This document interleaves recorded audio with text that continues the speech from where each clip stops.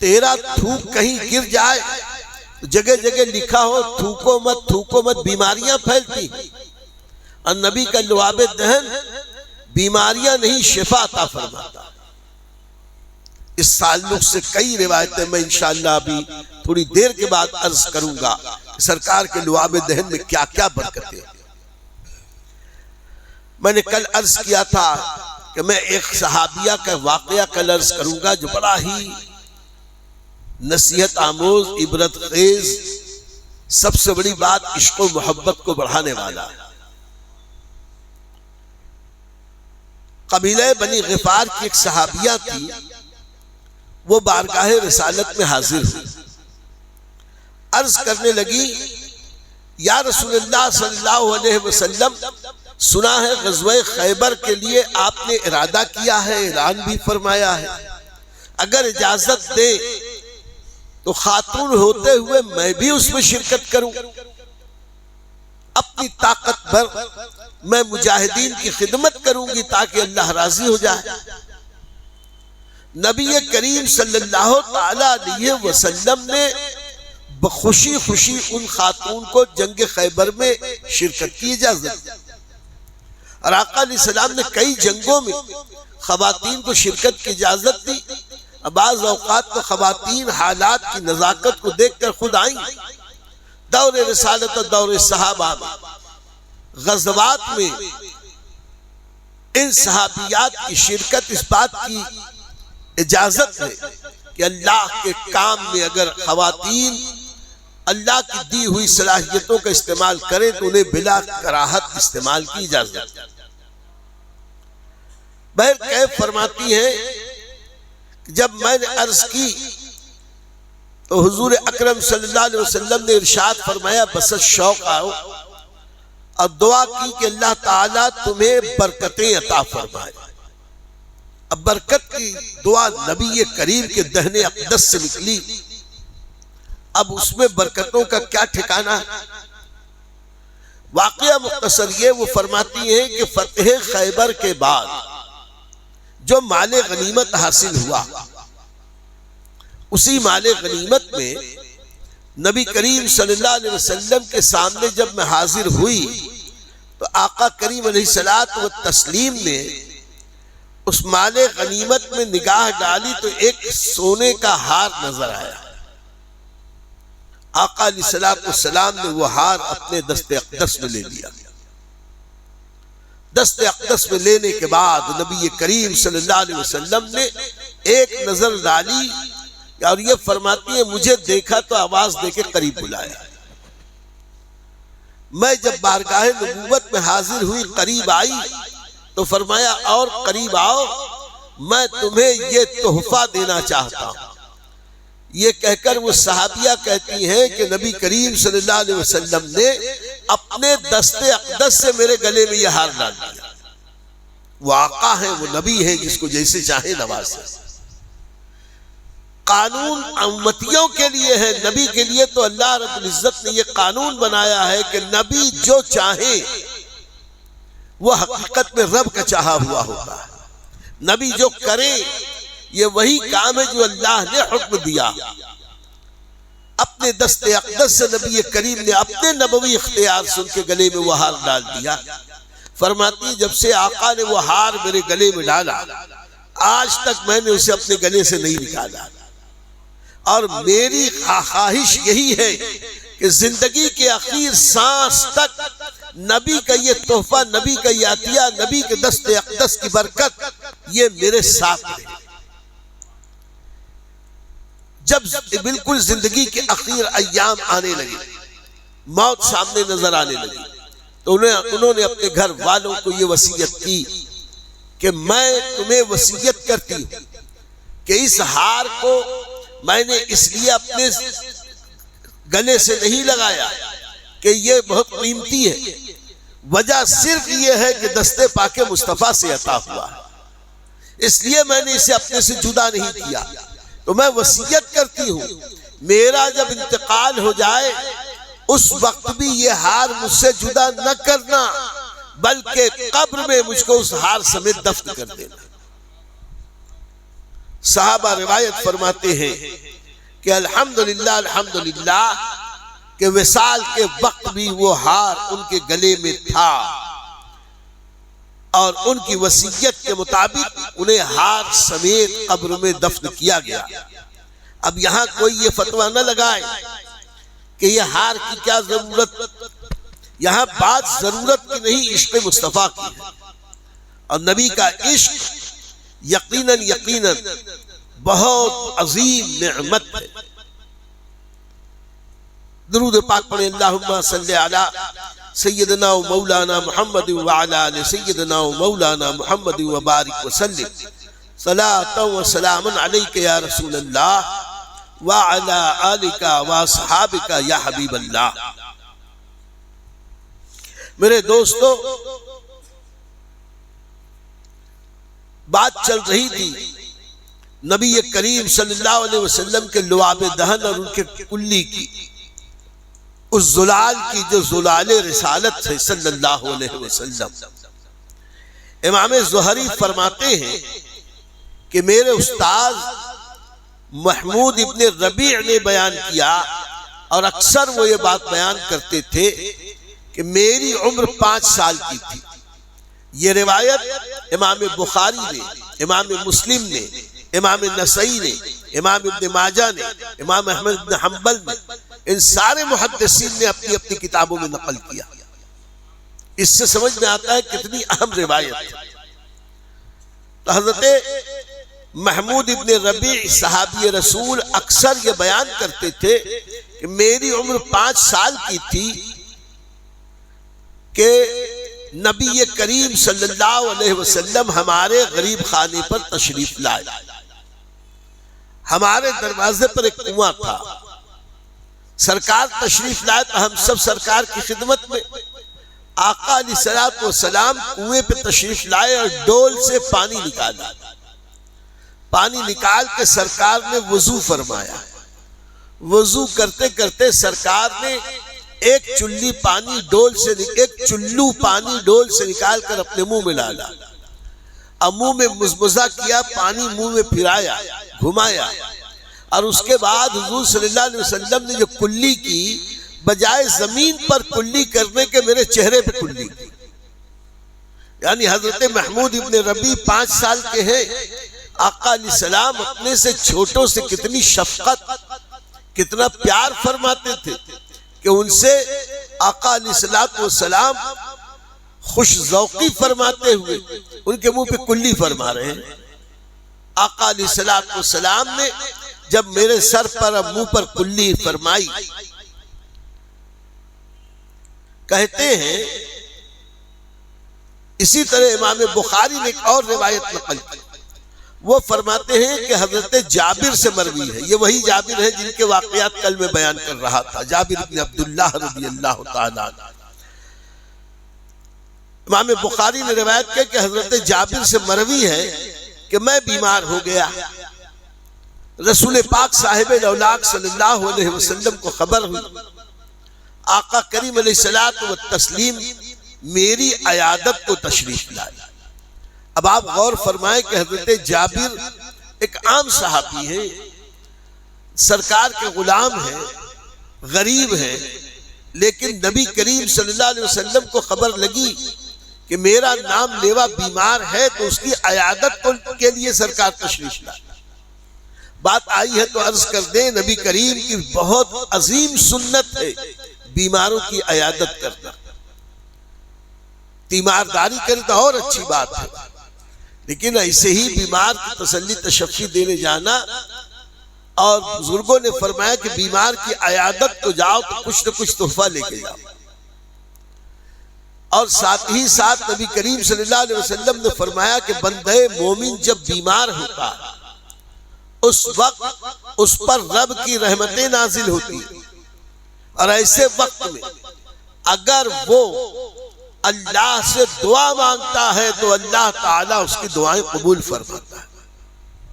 اس لیے ایمان والو، جب کسی بیمار سے ملنے کے لیے جاؤ، تمہیں چاہیے کہ اس بیمار سے اپنے حق میں دعا کراؤ، اس لیے کہ وہ دعاؤں کی مقبولیت کی گھڑی ہے۔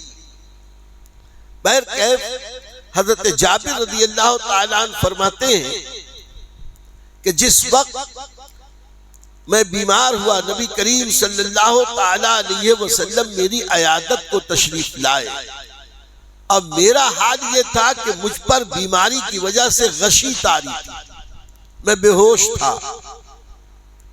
آپ صلی اللہ علیہ وسلم نے میری کیفیت دیکھی تو گھر والوں نے مجھے بتایا کہ نبی کریم صلی اللہ تعالیٰ علیہ وسلم نے پانی طلب کیا اور سرکار نے اس پانی سے وضو فرمایا، اور جو وضو کا پانی غسالہ بچا، ظاہر سی بات ہے اب گھر ہی میں وضو کر رہے ہیں تو برتن وغیرہ رکھا، کہا کہ جو وضو کیا وضو کا جو غسالہ تھا نبی کریم صلی اللہ علیہ وسلم نے وہ پانی لے کے میرے منہ پہ چھڑکا، اور جیسے ہی وہ پانی برکت والا نعمت والا پانی میرے چہرے پر پڑا، اللہ کے کرم سے اسی وقت میری بیماری بھی دور ہو گئی، میں بھی ہوش میں آ گیا، اٹھ کے بیٹھ گیا۔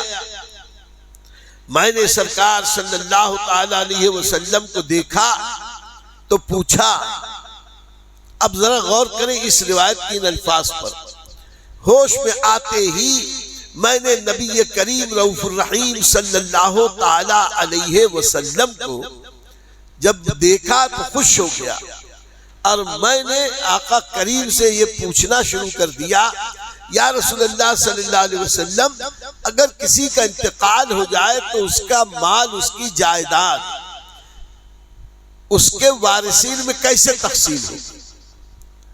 ابھی جان پر بنی، ابھی بے ہوش ہو چکے، ہوش میں آئے تو نبی کو دیکھا تو ایسے ہوش میں آئے کہ اس وقت بجائے اپنی کمزوری یا بیماری بیان کرنے کے دین کا ایک مسئلہ پوچھ رہے ہیں، یا رسول اللہ کسی کا انتقال ہو جائے اس کی جائیداد کیسے تقسیم کی جائے گی؟ فرماتے ہیں کہ ابھی میں پوچھ ہی رہا تھا کہ بلبل سدرہ حضرت جبریل آئے اور قرآن کی وہ مشہور آیت جسے آیت میراث کہتے ہیں اسی وقت نازل ہوئی، اور اللہ کے نبی نے وہ آیت سنا کہ جائیداد کیسے تقسیم ہو، ترکہ کیسے بٹے، اس کی ساری تفصیل اللہ نے قرآن پاک میں ایک جگہ بیان کی۔ فرماتے ہیں یہ اسی دن کی بات ہے جب آقا نے میرے اوپر کلی کی اور میں بے ہوشی سے ہوش میں آیا، بیماری سے صحت یاب ہو گیا۔ اسی کے ساتھ ساتھ میرے دوستو، نبی کریم صلی اللہ تعالی علیہ وسلم کی وہ شان کہ نبی کریم صلی اللہ علیہ وسلم کی ایک ایک ادا پہ قربان۔ درود پاک سنائیں، اللہم صلی علی سیدنا و مولانا محمد وعلی آل سیدنا و مولانا محمد وبارک وسلم۔ مسند امام احمد بن حنبل میں یہ حدیث نقل کی، فرماتے ہیں کہ حضرت عبد الرحمن ابن ابی یعلا سے منقول ہے، وہ فرماتے ہیں کہ میرے والد بتایا کرتے تھے کہ مولائے کائنات حضرت علی کرم اللہ وجہ الکریم کی عادت کریمہ تھی کہ گرمیوں میں وہ سردی کے کپڑے پہنتے تھے اور سردیوں میں گرمی کے کپڑے پہنتے تھے۔ مطلب یہ ہوا جب گرمی آتی ہے تو لوگ پتلا ململ کا سادہ ہلکا کپڑا پہنتے ہیں تاکہ گرمی کم لگے، لیکن حضرت علی کرم اللہ وجہ الکریم گرمی میں اونی کپڑا پہنتے تھے، بھیڑوں کی بال کے کپڑے پہنتے تھے، اوپر سے کمبل اوڑھے رہتے تھے، یعنی جیسے سردیوں میں لوگ اوڑھے لپیٹے بیٹھتے ہیں وہ گرمیوں میں ویسے رہتے تھے۔ اور ٹھنڈی کا موسم آتا جب سب لوگ وہ بستر وغیرہ میں یعنی کمبل چادر میں لحاف میں چھپے ہوتے، اس وقت حضرت علی بالکل سادہ سادہ ململ کا کپڑا یا سیدھا ہلکا کپڑا پہنتے اور ٹھاٹ سے گھومتے۔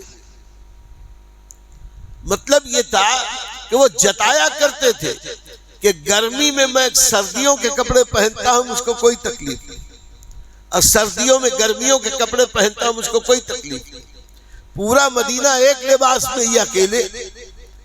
تو حضرت ابو یعلا فرماتے ہیں کہ میں نے ایک دن حضرت علی کرم اللہ وجہ الکریم سے پوچھا کہ امیر المومنین آپ کا یہ طریقہ کار میری سمجھ میں نہیں آیا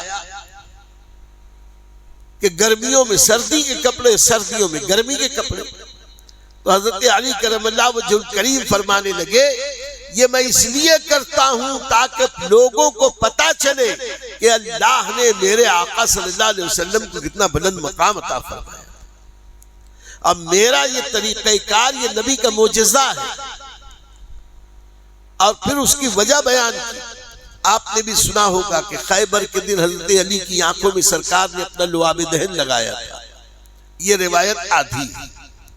پوری روایت یہ ہے کہ حضرت علی کرم اللہ وجہ الکریم فرماتے ہیں کہ جب جنگ خیبر میں 2 یا 3 روز تک مسلمانوں نے پے در پے حملے کیے اب فتح نہ ہو سکی تو نبی کریم صلی اللہ علیہ وسلم نے ارشاد فرمایا کل میں یہ علم یہ جھنڈا اسے دوں گا کہ جس کے ہاتھ پر اللہ فتح نصیب فرما دے.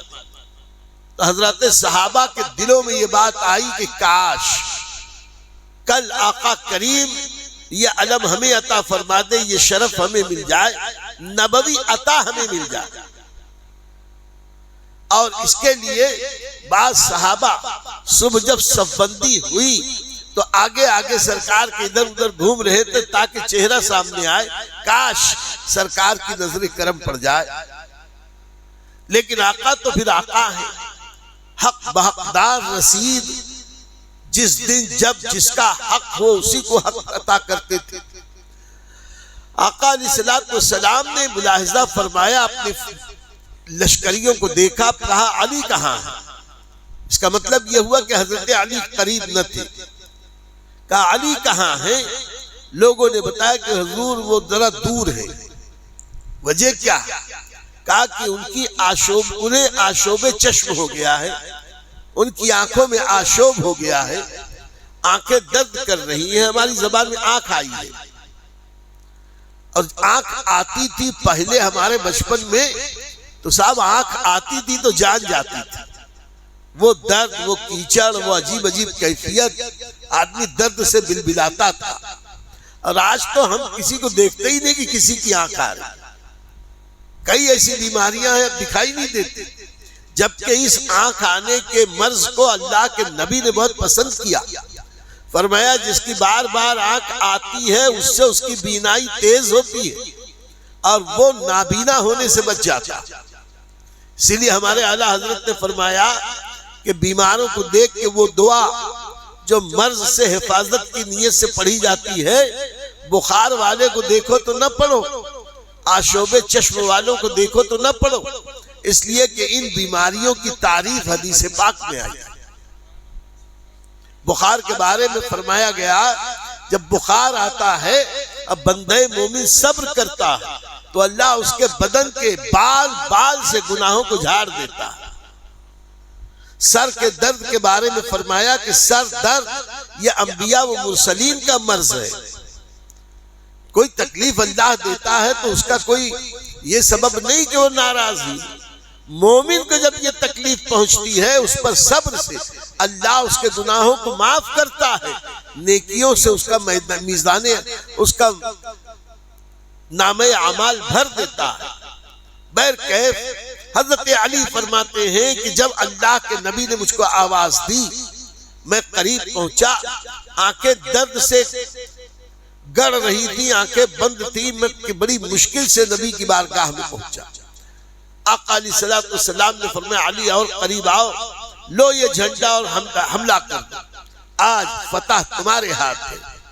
تو میں نے عرض کی یا رسول اللہ صلی اللہ تعالی علیہ وسلم میری آنکھیں تو آشوب کر آئی ہیں، مجھے آشوب چشم ہو گیا ہے. تو آقا علیہ السلام نے مجھے قریب بلایا، اپنا لعاب دہن شریف نکالا اور نکال کر سرکار نے میری آنکھوں میں لگایا. اور اس وقت میرے آقا نے یہ دعا کی اے اللہ علی کو گرمی اور علی سے گرمی اور سردی کو دور کر دے.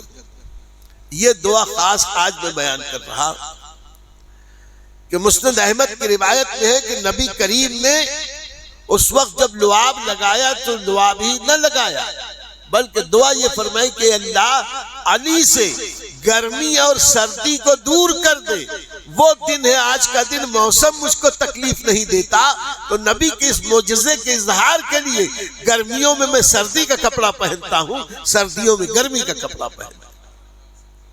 یہ ہے نبی کریم کے لعاب دہن کی برکت۔ اور رہا آنکھوں کا اچھا ہونا، یہ تو آپ نے بارہا سنا کہ فوراً آنکھیں اچھی ہو گئی، اور حضرت علی فرماتے ہیں زندگی میں پھر کبھی آنکھوں میں کوئی تکلیف نہ ہوئی۔ اور میاں ہو بھی کیسے؟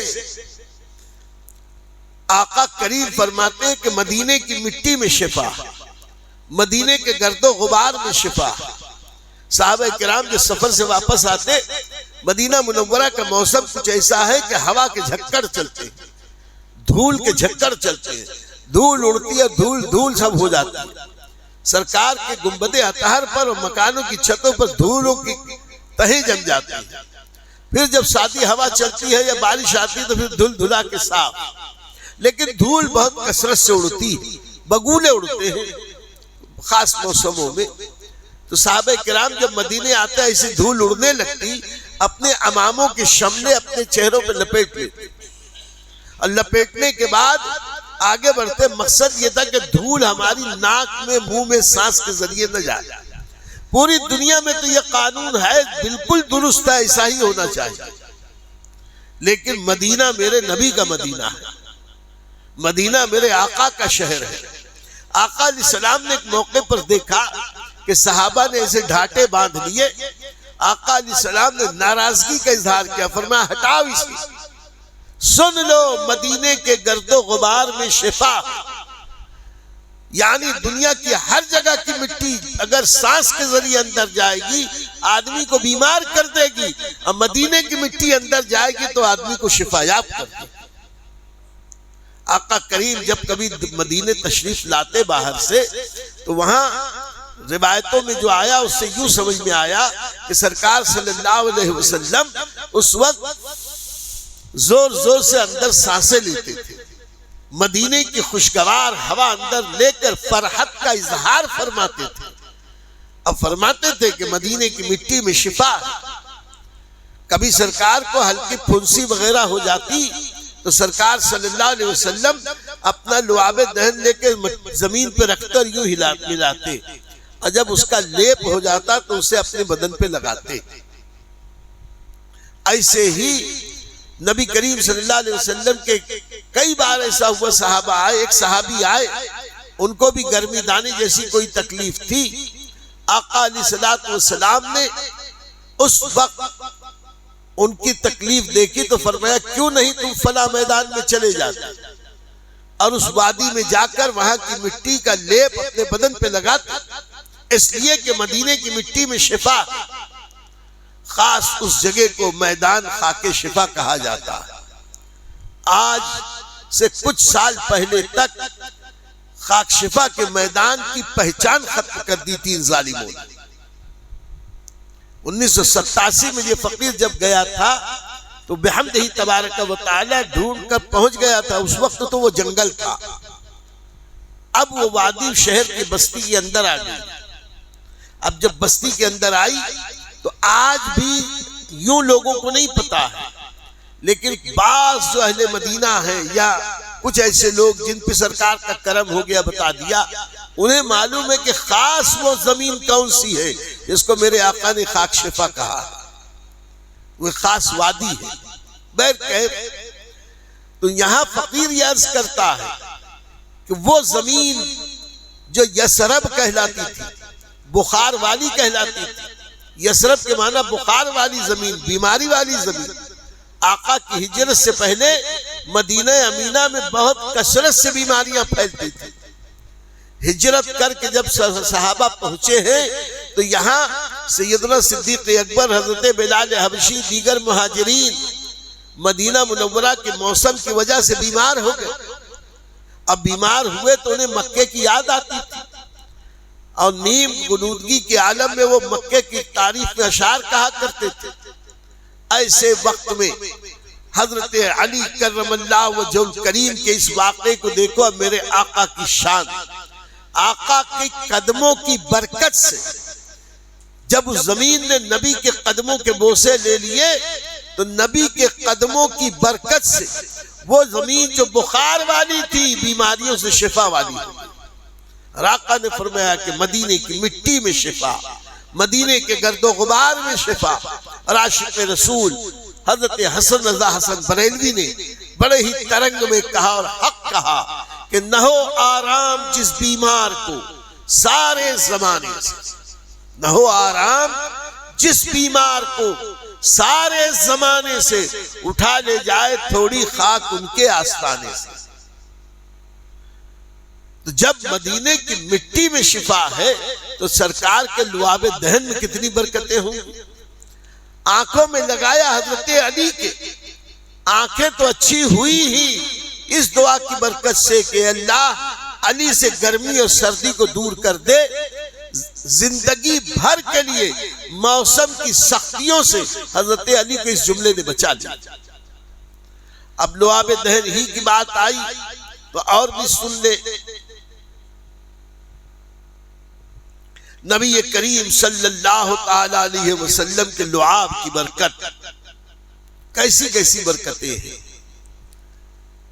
اور اس روایت کو بھی امام بخاری نے نقل کیا۔ نام میں اس لیے بھی بتا دینا پسند کر رہا ہوں تاکہ لوگ یہ نہ کہہ کریں ضعیف روایت ہے، ضعیف روایت۔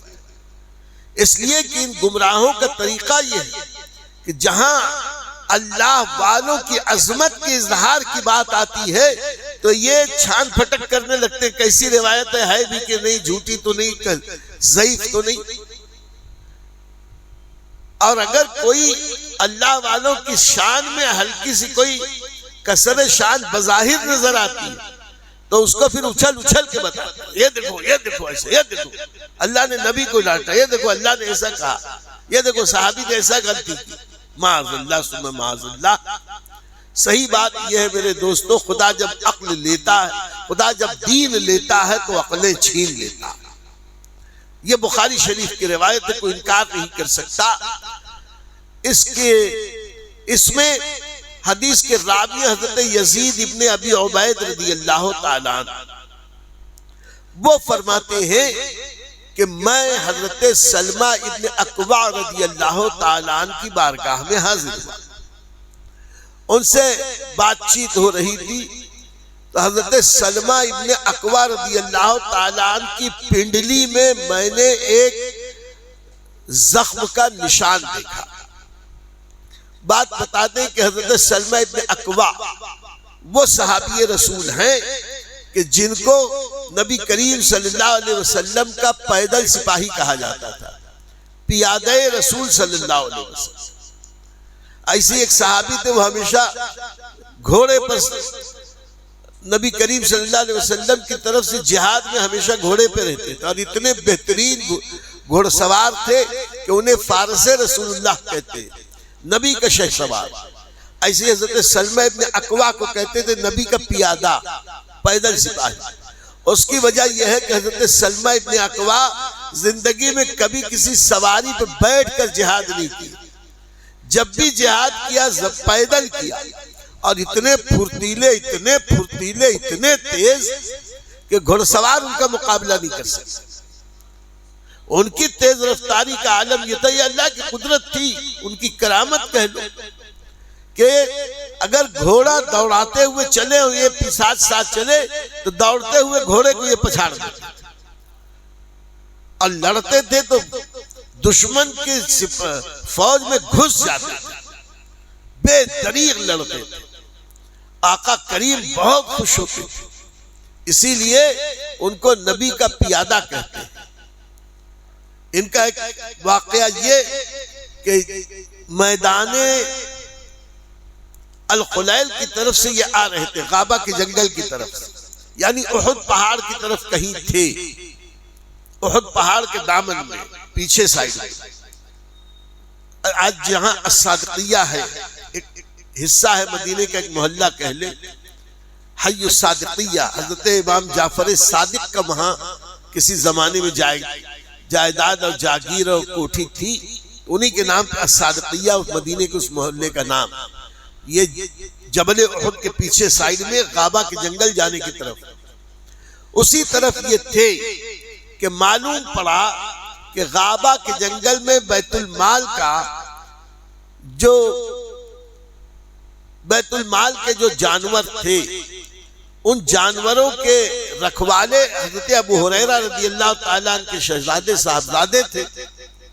تو قبیلہ بنی قارہ کے لوگ حضور صلی اللہ علیہ وسلم کی بارگاہ میں آئے تھے۔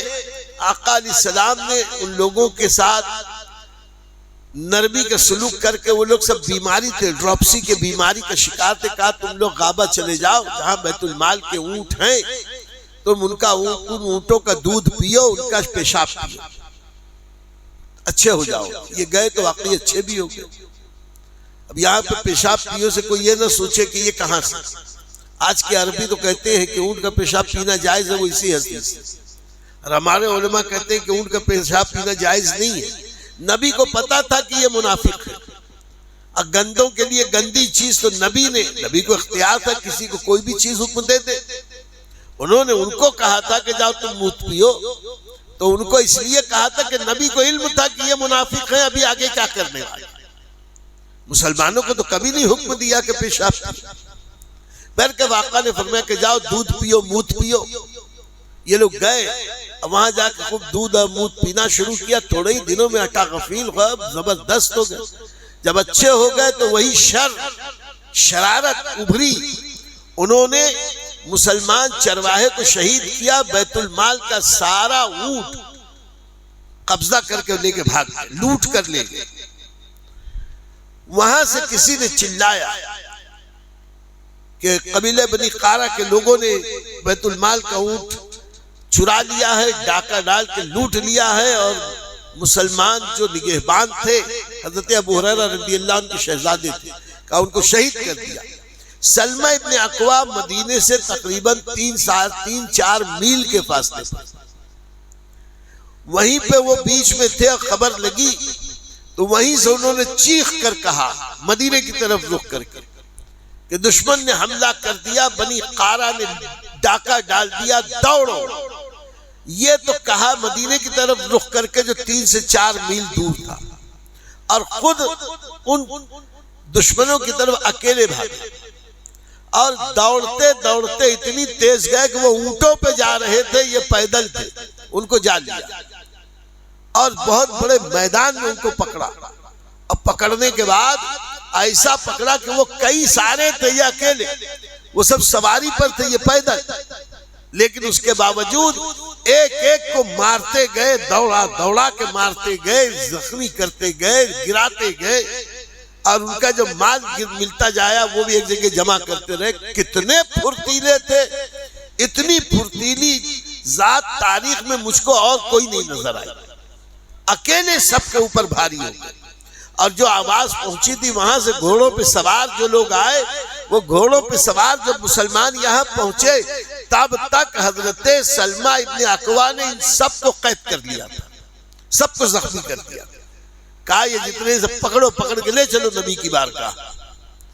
واقعہ مختصر یہ کہ نبی کی بارگاہ میں لے کے گئے، اور آقا نے ان کے جرم کے اعتبار سے سزا دی کہ ان سب کی آنکھیں پھوڑ دو، ان کے ہاتھوں کو کاٹ دو، ان کے پیروں کو کاٹ دو، اور یوں ہی صحرا میں تڑپنے کے لیے چھوڑ دو کہ تڑپ تڑپ کے مر جائے۔ اعلیٰ حضرت عظیم البرکت کا وہ شعر دیکھو، خدا قہار ہے غضب پر، کھلے ہیں بدکاریوں کے دفتر۔ ہاں نہیں، دوسرا شعر، یہ تو ہے اچھا شعر، دوسرا ایک شعر، نہیں وہ میٹھی نگاہ والا، خدا کی قدرت ہے جلوہ فرما، نہیں وہ میٹھی نگاہ والا، خدا کی قدرت ہے جلوہ فرما، جلال باری عتاب میں ہے۔ یعنی اعلیٰ حضرت عظیم البرکت نے کہا کہ نبی مومنین کے لیے بڑے رحم دل ہیں، میٹھی نگاہ والے ہیں، لیکن جب نبی قہر سے دیکھے تو حقیقت میں اللہ کا قہر و غضب نبی کی آنکھوں کے ذریعے ظاہر ہو رہا ہے۔ اشداء علی الکفار کے مظہر عتم ہے نبی کریم، رحمت للعالمین کا یہ مطلب نہیں ہے کہ آدمی بے غیرت ہو جائے، رحمت للعالمین کا یہ مطلب ہے کہ جو خدا کا دشمن ہے اس سے کھل کے دشمنی کی جائے۔ آقا نے اس طرح کیا۔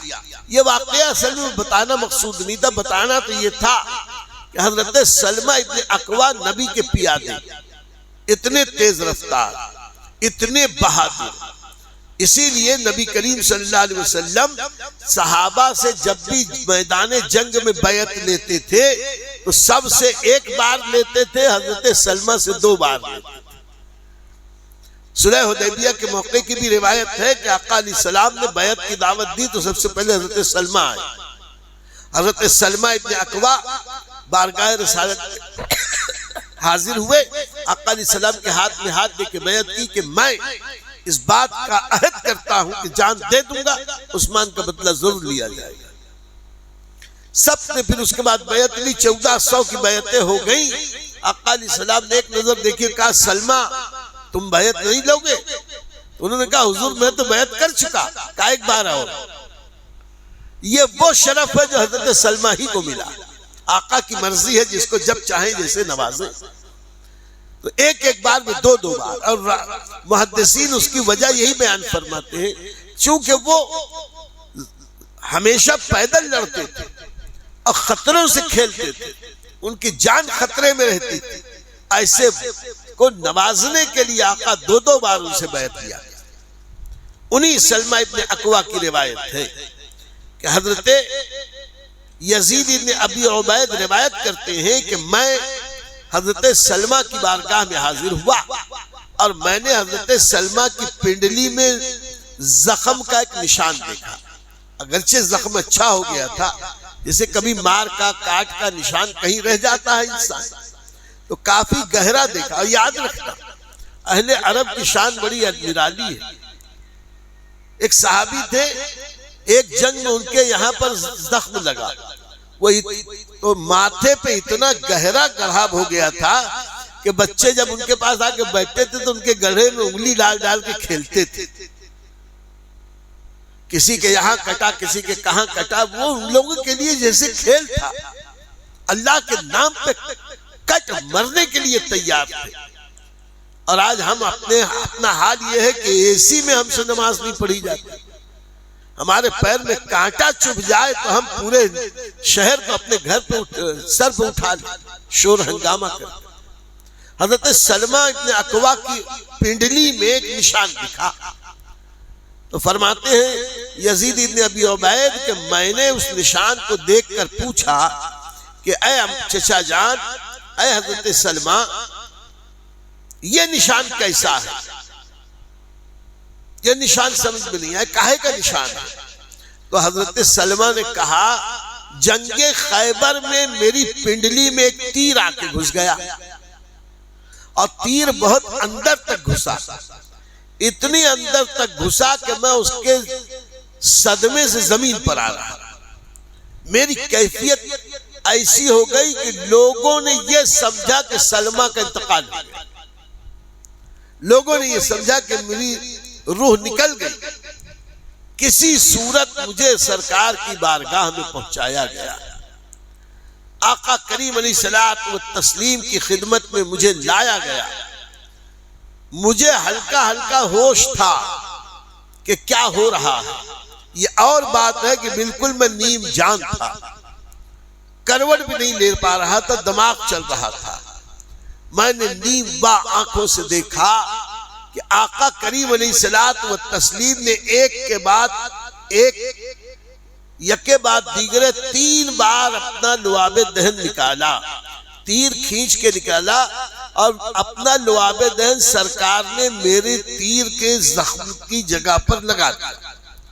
فرماتے ہیں خدا کی قسم، جیسے ہی سرکار کا لعاب دہن میرے اس زخم پر لگا، وہ زخم فوراً ہی اچھا ہو گیا، درد کافور ہو گیا، میں صحت یاب ہو کے اٹھ کے بیٹھ گیا۔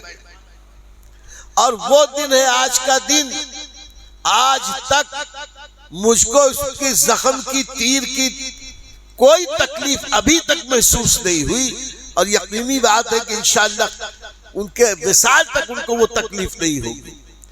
ہم کو تو کئی ذرا سی گر جائیں تو ٹھنڈیوں میں کہتے ہیں ارے سردی آئی ہے یہ دکھ رہا، وہ کبھی مار لگی تھی وہ دکھ رہا، 20-20 30-30 سال کے بعد بھی وہ درد کرتا ہے۔ اور نبی وہ کہ تیر کا کاری ضرب لگا، اتنا گہرا زخم کہ ایسا لگا لوگوں نے سمجھا کہ انتقال ہو گیا، لیکن سرکار کا لعاب دہن لگا، اللہ رب العزت نے حضرت سلمہ ابن اکوع کو صحت یاب کر دیا۔